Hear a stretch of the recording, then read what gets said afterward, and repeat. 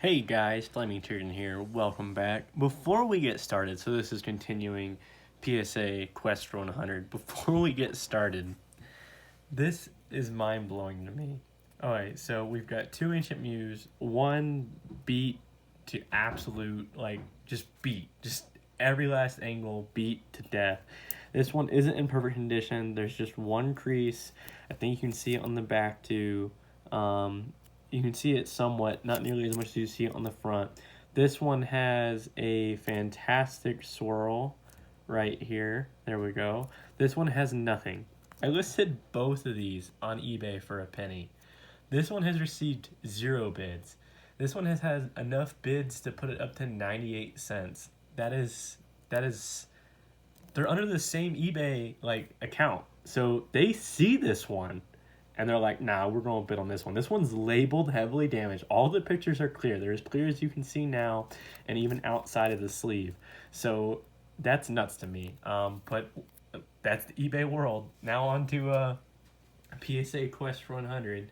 And also, since we are talking about Ancient Mew, here is one that I'm planning on sending up. Now, it looks like there's a little sort of I don't know if it's a scratch or if there's like a little sort of indent right there. It's really hard to see. It's very tiny, but the surface of this one is in pretty good condition. And sadly though, it's not the typo one that says Nintendo. It's Nintendo. I have a hard time finding the Nintendo ones. I'm hoping that I'll be able to find one day. I don't think there's a swirl on this one, but that's fine. The back is in really good condition. There's it's not whiting, but it's like there's a little sort of up bend on the corner there. There's some surface wear here and a little nick here. But other than that, not a whole bunch of damage. I don't see why it can't get a PS8, possibly PSA 9.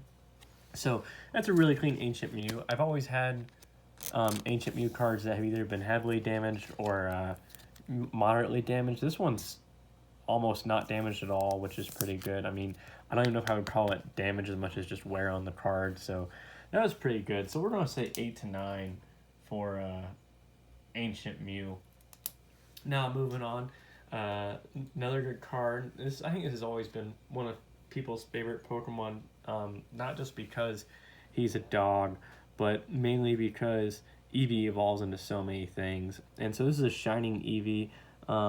Great condition, surface, front, centering, no scratches or any whiting on the front or silvering. It doesn't look like there's any sort of damage to the back at all either. It looks like the wax, whatever this material is, I keep calling it wax, and I think it is a wax, but it looks like all the wax is completely intact, which is good. I don't see why these can't get a 9 to 10. I'm just letting you appreciate that hollow for a little bit either, and I love the fact they put a texture to it too. So that's really cool. And I'm not going to test it, but it feels like, as I've said before, the original Wizards of the Coast cards, their hollow foil wasn't great. The material seemed to be really easy to scratch off. The new hollow foil material they use on cards is a lot tougher, and on top of that, so there's upsides and downsides to that.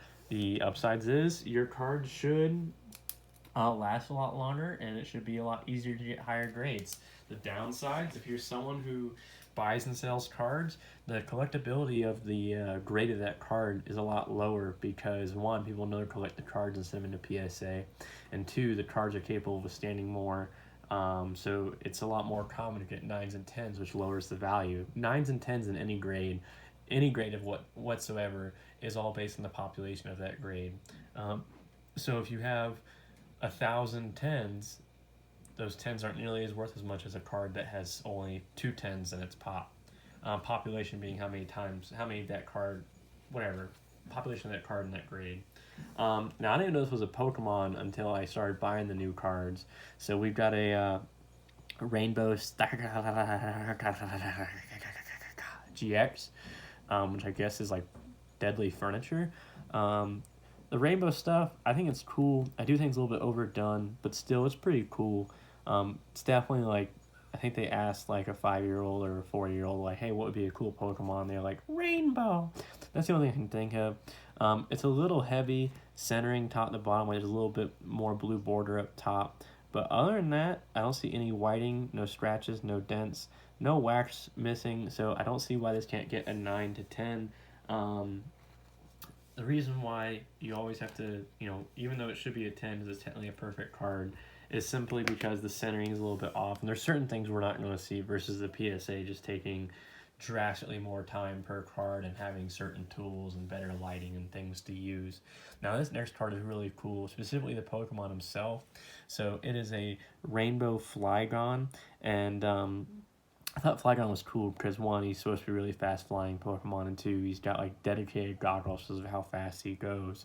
Now, the other thing that I kind of realized once I was pulling out this card, because it's kind of weird to me, he's a flash font, a little centering off from top to bottom, but other than that, no issues. But it's really weird to me. He's a super fast flying Pokemon, and he's grass type, and I was like, well, that's kind of strange that we've got these. There's several Pokemon that are known for flying, specifically the bird types, all the ones that have wings. But he's a grass type who's specifically known for flying. And then it dawned on me too while I was thinking about this specific character, and we probably blow it off because there's colorless energy, but there's no wind type Pokemon. And there's so many Pokemon that are attributed to having wind attacks or being up in the air or being made of clouds. But so this next one, I didn't even realize that his hollow background is different than most of the rainbow cards. Is a rainbow Salazzle, and yeah, he looks clean. I pulled him earlier from a book.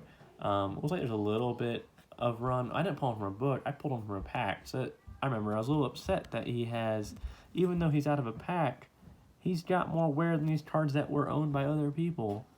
So he's got some whiting and some uprays on the sides, but the rest of them is in really good condition. I think his centering's better than the others.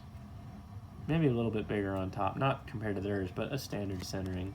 So he should be able to get 8 to 9. I was really hoping for a 9 to 10, but it looks like even though he was a fresh pull from a pack, which we all saw, he's sadly got wear on him, which is insane to me, but that happens somehow. So that's it. Just want to tell my story at eBay and get these other PSA five more down, a couple more to go. Other news too with the original 15. It looks like we won't be getting them till about November 6th or 11th, which is a really long time. I sent them in a while ago. So PSA is really slacking. I'm really hoping that they're going to compensate their people, their customers, and also their like membership people with deals, like heavy deals, because they're behind by about 40 business days. That's pretty lame. In any other business, or even, in any business, that's completely unacceptable. So I don't know if BGS is doing any better, but I know PSA is super behind. They're using COVID as an excuse, and to me it's not an excuse because they're not working with necessarily customers in person. You send cards in, they get them, they grade them, they send them back. There's not really a lot of interaction there, and they're also answering their emails 5 business days apart, which is pretty insane because it's email. So yeah, but thanks guys. This is a PSA Quest for 100, and that is 20 to 15. Have a good day.